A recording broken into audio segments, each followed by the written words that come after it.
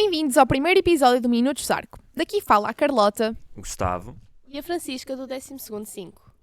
Para vos contextualizar um bocadinho sobre o porquê de nos estarem a ouvir, vamos passar a explicar o porquê de termos escolhido um podcast. Guga?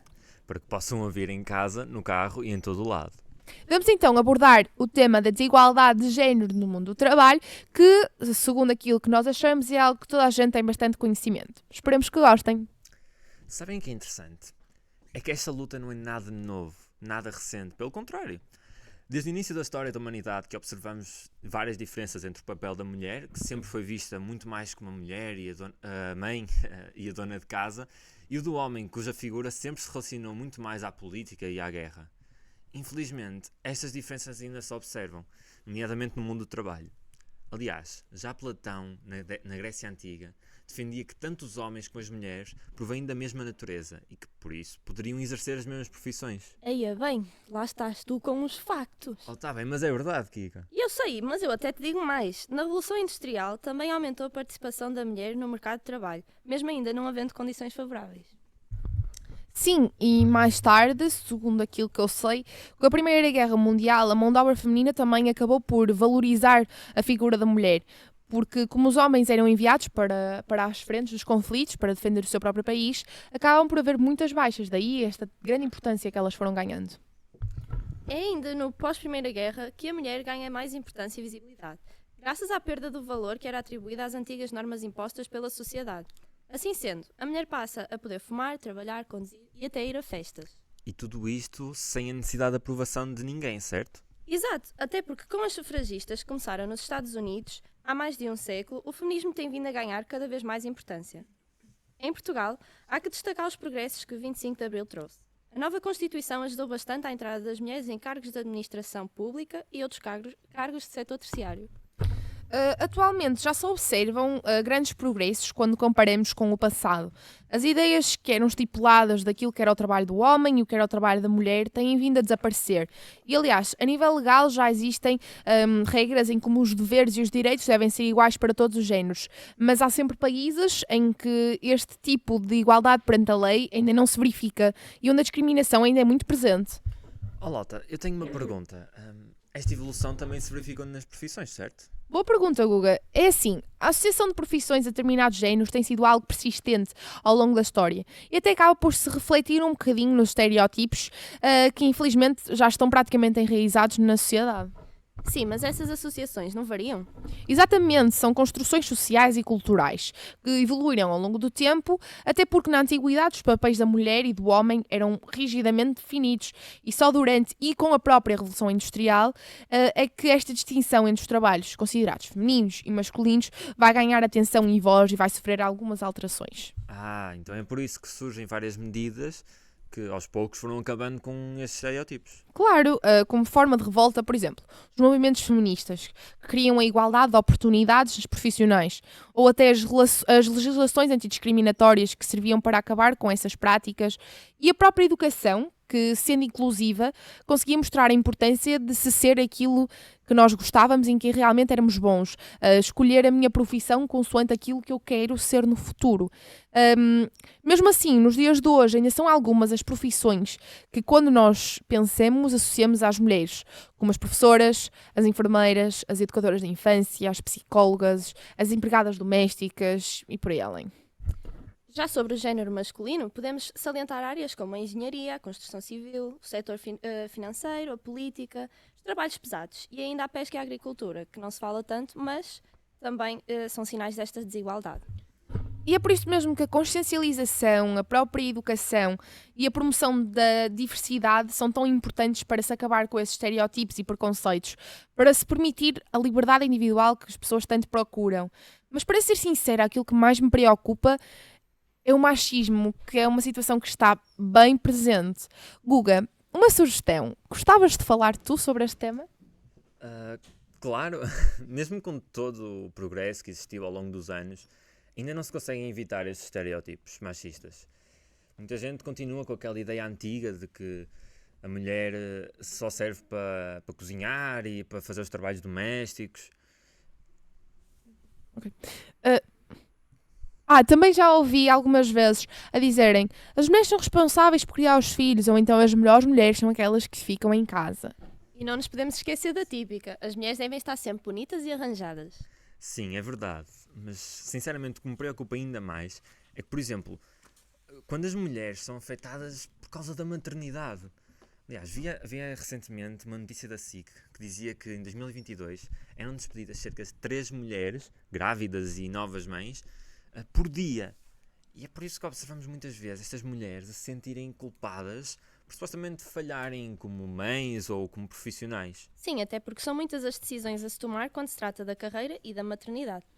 E a isto ainda juntamos aquela questão que agora é mais importante do que nunca, que é ter uma estabilidade financeira. Com a crise, isto agravou-se imenso e as pessoas agora, para formarem família, sentem a necessidade de estarem super estáveis e de garantirem que vão conseguir aguentar durante alguns anos.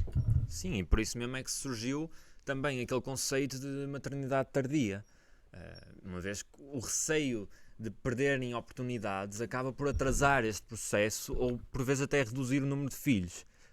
De qualquer das formas, já se ouve falar também de políticas que empresas adotam que atendem às necessidades das mulheres trabalhadoras, tais como a criação de algumas creches, espaços de amamentação ou então a disponibilização de um pequeno tempo do dia para poderem conviver com os seus filhos. Não nos podemos esquecer daquilo que mais se verifica quando se compara a mulher e o homem no mundo do trabalho: a desigualdade salarial. Ainda por cima, com a crise financeira que atingiu Portugal na última década, houve impactos significativos, que aumentaram ainda mais essa desigualdade, que se verifica também no que toca, por exemplo, na representação dos cargos de liderança e outras questões. No entanto, o país tem implementado várias medidas para lidar com essas questões. O governo português e as organizações da sociedade civil têm trabalhado para promover a igualdade de género para combater a discriminação. De qualquer forma, enganei-me. De qualquer das formas, em Portugal, as mulheres têm a diferença salarial comparativamente com um homem de menos de 17,2%. Só para terem uma noção de quanto esta diferença pesa, num salário de 1.000 euros, se retirarmos esta percentagem dos 17,2%, estamos a falar de uma diminuição de praticamente 200 euros, visto que se passa para 828 euros. Portanto, sim, é um assunto sério e preocupante. Existe uma outra forma, muitas vezes esquecida, que é, por exemplo, o caso das reformas. Li uma notícia do Ministério do Trabalho e da Segurança que nos diz que as mulheres portuguesas reformadas recebem, em média, 43% a menos que os homens. Isto é quase metade. São valores que, para mim, são absurdos e que mostram quão urgente é se tomar as medidas necessárias.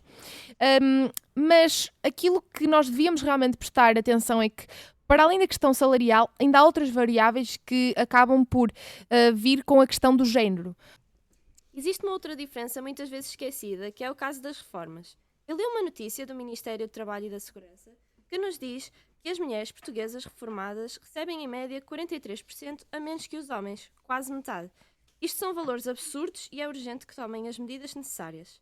Agora tenho uma pergunta: o género define também outras variáveis para além da salarial? Yep. Tal como tu mostraste, as desigualdades salariais entre homens e mulheres é um dos problemas mais evidentes entre os géneros, mas não é o único onde se vê estas diferenças no mundo do trabalho. Exato. A presença feminina nos cargos importantes continua a ser desvalorizada, o que se torna um grande obstáculo para as mulheres que querem progredir na sua carreira. Exatamente, e aliás, outro aspecto que é super importante é esta questão da conciliação entre o trabalho e a vida pessoal.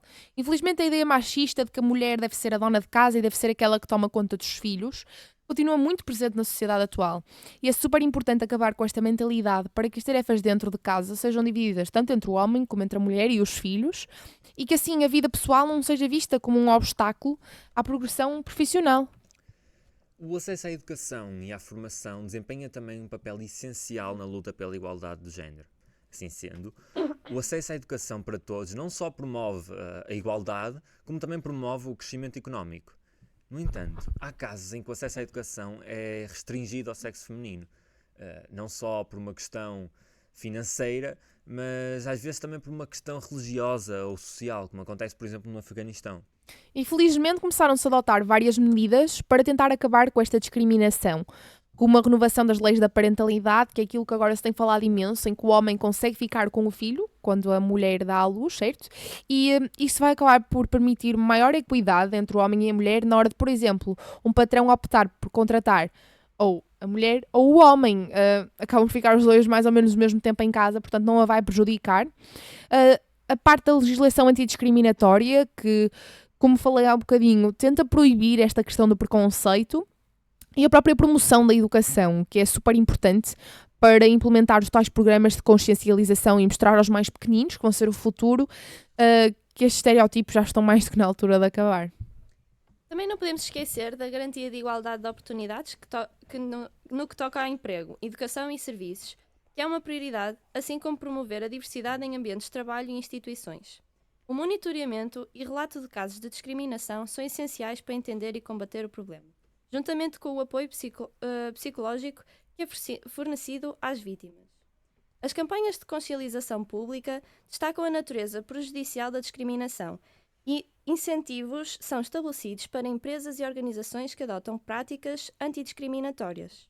O diálogo intercomunitário é fomentado para conduzir os estereótipos e preconceitos, procurando assim criar mais justas e inclusivas as sociedades.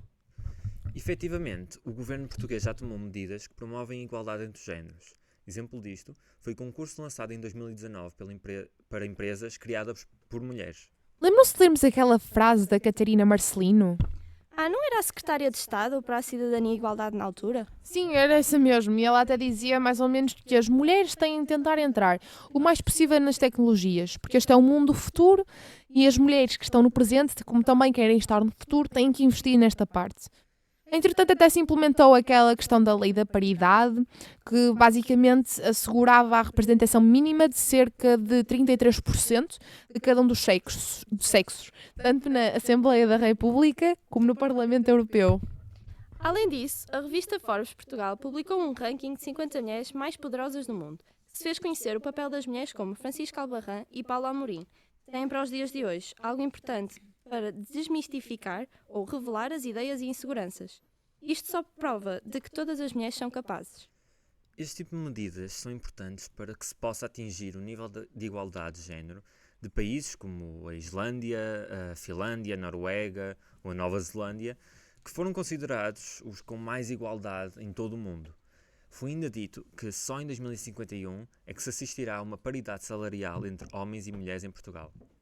Só para terminar, queria dar destaque à organização que são atualmente responsáveis pela tentativa de combater os preconceitos, como por exemplo a ONU Mulheres, a SIG, que é uma comissão para a necessidade e igualdade de género, OICS, Cooperação e Desenvolvimento, CIT, ou seja, Comissão para a Igualdade no Trabalho e Emprego, e o MAR, União de Mulheres Alternativa e Resposta. E assim, com muita pena nossa, chegamos ao fim do primeiro episódio. Não saiam desse lado, porque já a seguir vão ouvir o Diogo, o Rafael e o Tomás, que vos irão falar sobre a desigualdade no mundo do trabalho de pessoas com deficiências. Esperemos que tenham gostado e que, tal como nós, mantenham estas conversas mais acesas do que nunca. Obrigada!